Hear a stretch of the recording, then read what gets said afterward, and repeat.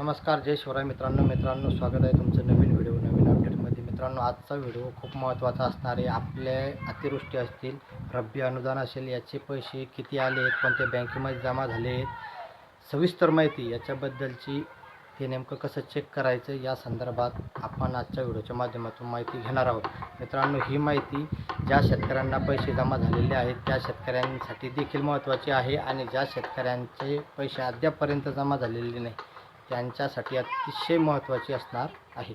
मित्रांनो, सर्वांना विनंती आहे की व्हिडिओला लाईक करत चला, कारण आपल्या या चॅनलच्या माध्यमातून आपण वेळोवेळी शेती योजना असतील, शेतकऱ्यांच्या काय समस्या असतील त्याचं निराकरण करण्याचा एक प्रामाणिक प्रयत्न आपण करत असतो। मित्रांनो, राज्य सरकारच्या माध्यमातून 32,500 कोटी रुपयाचं पॅकेज हे घोषित करण्यात आलं आणि हे पॅकेज घोषित करण्यात आलं त्या दिवशी आणि त्याच्यानंतर म्हणजे राज्य सरकारमधले जे मुख्यमंत्री असतील, उपमुख्यमंत्री असतील, कृषी मंत्री असतील यांच्या माध्यमातून सांगण्यात आलेलं होतं की दिवाळीच्या आधी आम्ही हे शेतकऱ्यांना वाटप करू। पण ऐन दिवाळीमध्ये अधिकारी असतील, कर्मचारी असतील हे सुट्टीवर गेले आणि त्याच्यामुळं ज्या शेतकऱ्यांचे फार्मर आय डी होते ऑलरेडी काढलेले त्या शेतकऱ्यांना हे अनुदान जमा झालं आणि ज्या शेतकऱ्यांचे फार्मर आय डी काढलेले नव्हते किंवा त्यांचे फार्मर आय डी अप्रूव्ह करण्यात आलेले नव्हते किंवा ज्या शेतकऱ्यांची ज्या शेतकऱ्यांना KYC करण्यासाठी सांगितलं गेलेलं होतं त्या शेतकऱ्यांपर्यंत म्हणजे ही KYC नंबर VK नंबर जो विशिष्ट क्रमांक लागतो KYC करण्यासाठी तो विशिष्ट क्रमांक शेतकऱ्यांपर्यंत पोहोचलाच नाही।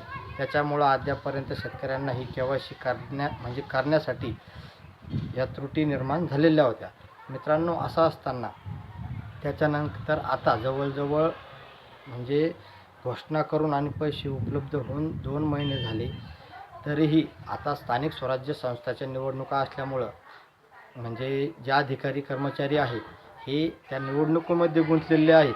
पण आता मित्रांनो, या KYCसाठीच्या याद्या या आपल्या गावातील तलाठी असतील, ग्रामसेवक असेल, त्याच्यानंतर CSC सेंटरचं जो सेंटर आहे ती CSC सेंटर असेल, त्याच्यानंतर कोतवाल असेल, तलाठी असेल, सरपंच असेल, यांच्याकडं हे जे KYCसाठीच्या ज्या याद्या आहेत त्या याद्या टाकण्यात आलेल्या आहेत, त्यांच्याजवळ देण्यात आलेल्या आहेत। त्यांच्याकडून अद्यापपर्यंत म्हणजे हे जे अनुदान आहे हे जवळजवळ 80 ते 85% शेतकऱ्यांना वितरित करण्यात आलेलं आहे। आता फक्त फार्मर आय डी नसलेले शेतकरी किंवा फार्मर आय डी अप्रूव्ह न झालेले शेतकरी आणि ज्या शेतकऱ्यांची KYC बाकी आहे अशा शेतकऱ्यांचे पैसे आता बाकी आहेत आणि ह्या याद्या तुम्हाला तलाठी असतील यांच्याकडे मिळून जातील। मित्रांनो, असं असताना आपले पैसे नेमके किती आलेले, कोणत्या बँकेमध्ये आलेले, आता याच्यानंतर आपल्याला पैसे येऊ शकतात का या संदर्भात सविस्तर माहिती आता आपण म्हणजे ते नेमकं कसं आणि कोणत्या पोर्टलवरती चेक करायचं हे देखील आता आपण बघणार आहोत। मित्रांनो, हे चेक करण्यासाठी आपल्याला गुगलवरती जाऊन डिझास्टर मॅनेजमेंट पेमेंट स्टेटस असं टाकून आपल्याला सर्च करायचं आहे। डिझास्टर मॅनेजमेंट पेमेंट स्टेटस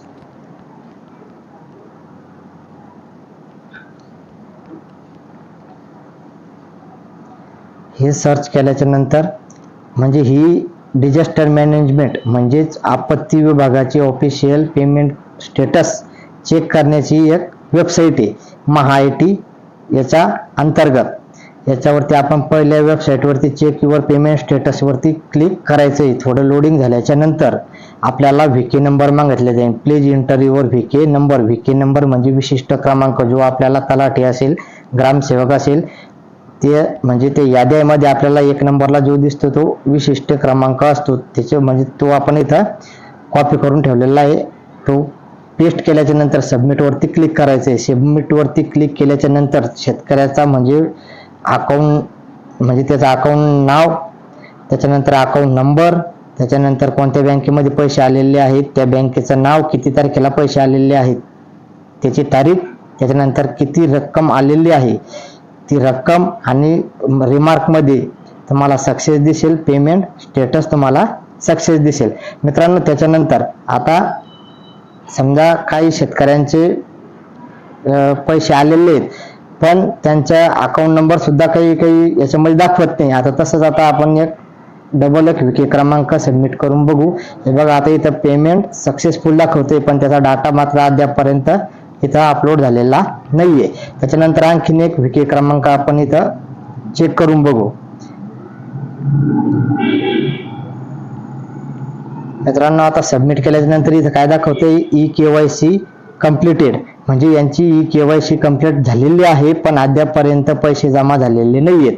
म्हणजे असे तुम्ही तुमचं स्टेटस चेक करू शकता की तुमचे पैसे जमा झालेले नाहीयेत की झालेले आहेत, तर आणि झालेले आहेत तर कोणत्या बँकेमध्ये झालेले आहेत, किती तारखेला झालेले आहेत, किती पैसे जमा झालेले आहेत, हे सर्व माहिती तुम्ही अशी तपासू शकता. चला तर मित्रांनो अशा पद्धतीनं तुम्ही तुमचा विके क्रमांक टाकून तुमचं स्टेटस चेक करू शकता. चला मित्रांनो भेटू पुढं. धन्यवाद.